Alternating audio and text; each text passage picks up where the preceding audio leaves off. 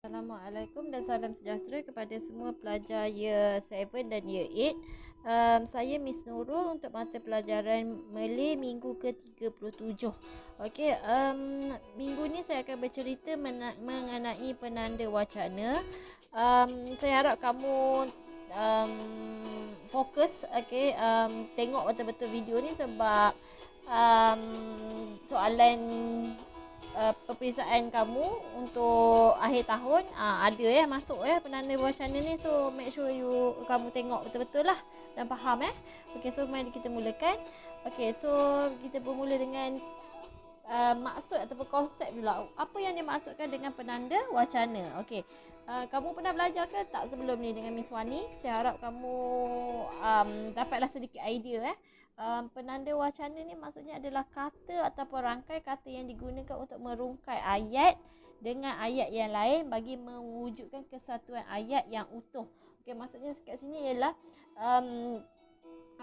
untuk menyambungkan ayat. Kamu ada satu idea, okey. Idea kamu tu kamu nak dalam satu perenggan untuk nak sambung idea kamu tu dalam ayat yang berbeza. Inilah kita guna penanda wacana. Okey, itu lepas ni lah saya lepas ni ada explanation lagi. Okey, kamu tengok dulu ya. Okey, amat penting dalam menulis karangan. Okey, memang penanda wacana ni amat penting semasa kamu menulis karangan lah, sebab selalunya pengembangan idea ni berlaku dalam semasa kamu menulis karangan. Okey, amat penting dalam menulis karangan untuk mengembangkan idea dalam suatu ayat berkesinambungan dengan ayat seterusnya. Okey, maksudnya sekarang ni tak adalah macam ayat tu jadi macam tergantung tau. So bila ada kesinambungan daripada ayat sebelumnya, okey, kita guna penanda wacana ni. So dia ada, kita nampak kesinambungan ayat tu, dia nampak macam lebih tertib lah kamu punya karangan Okey, so penanda wacana ni terdapat beberapa jenis. Okey, yang pertama ialah penambahan maklumat. Okey, so kalau kamu ada idea tu, untuk supaya idea tu nampak lebih berkesinambungan, kamu guna penambahan maklumat. Lepas tu turutan, okey, masa, contoh, perbezaan maklumat dan seterusnya adalah kesimpulan. Okey, contoh bagi penambahan maklumat, bahkan juga seperkara lagi, seterusnya, lebih-lebih lagi, di samping itu, sehubungan dengan itu, selain itu, dan juga tambahan pula. Okey seterusnya adalah untuk perbezaan maklumat. Sekarang ni tadi kamu cerita pasal benda yang sama. Sekarang ni kalau ayat pertama dengan ayat kedua adalah berbeza, kamu guna perbezaan maklumat. Okey, penanda wacana yang boleh kamu guna adalah walaupun berbeza dengan, namun demikian, sebagaimana, sebaliknya, jika dibandingkan, walau bagaimanapun, tetapi. Okey. Seterusnya adalah turutan. Turutan ni contohnya adalah macam proses. Okey, kalau ada satu-satu proses tu, okey, pertamanya apa yang kamu kena buat, kedua apa kena buat, ketiga apa seterusnya, dan juga akhirnya apa yang terjadi. Itu adalah turutan. Selalunya adalah karangan macam kalau ada bagi gambar ke, kamu kena follow proses. Okey, proses. Okey. Seterusnya lah masa. Okay, contohnya kalau yang biasa kamu guna untuk buat karangan adalah dewasa ini, pada ketika ini, serentak, dengan akhirnya, sebelum ini dan selepas itu. Itu contohlah Okey. So yang lain ni kalau kamu nak bagi contoh. Okey, kalau dalam karangan kamu dah tulis, lepas tu kamu nak tulis contohnya. Misalnya, terutamanya, sebagai contoh, seperti yang boleh kita lihat, apa yang dimaksudkan. Itu semuanya untuk untuk kamu bagi contoh dalam karangan. Okey, seterusnya adalah kesimpulan. Biasanya ini adalah terletak pada perenggan terakhir. Okey, kat perenggan terakhir tu kamu nak rumuskan semua sekali, kamu boleh gunakan pendek kata. Seperti yang boleh kita lihat, jelaslah oleh itu sebagai rumasan kesimpulannya dan pada keseluruhannya. Okey, maksudnya biasanya digunakan pada karangan pada perenggan terakhir. Okey. Okey.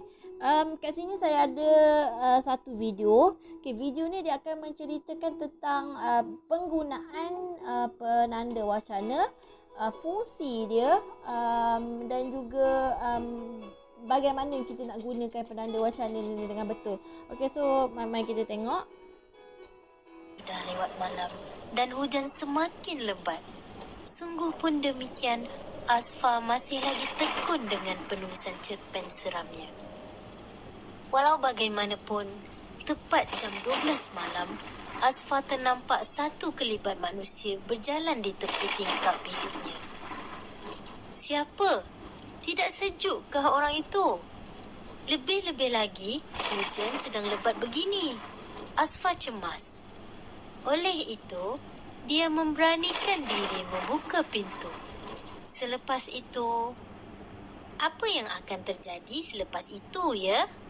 Tapi, nanti dulu. Mari kita fokuskan kepada perkataan yang ditunjukkan sepanjang kisah tadi. Ya, seperti sungguh pun demikian, walau bagaimanapun, lebih-lebih lagi, oleh itu dan selepas itu. Inilah penanda wacana.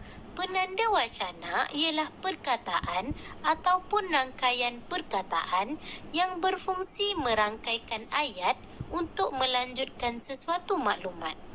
Penanda wacana mempunyai 3 fungsi, iaitu menghubungkan ayat dengan ayat, menghubungkan perenggan dengan perenggan, membantu pembaca memahami teks. Penanda wacana juga terbahagi kepada 5 jenis. Pertama, menandakan pertentangan maklumat.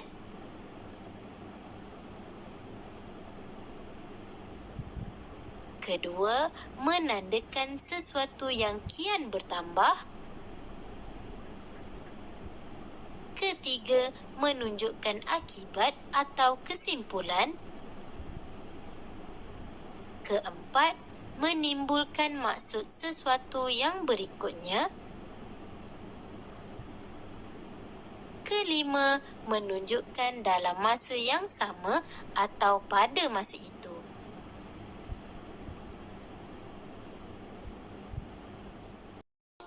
Okey, itu adalah contoh penggunaan dan bagaimana kita menggunakan penanda wacana. Okey, so seterusnya, okey, soalan. Okey, kat sini saya ada satu soalan. Okey, Rahimah berat mulut orangnya, dia ringan tulang. Okey, kamu rasa apa penanda wacana yang boleh digunakan kat sini?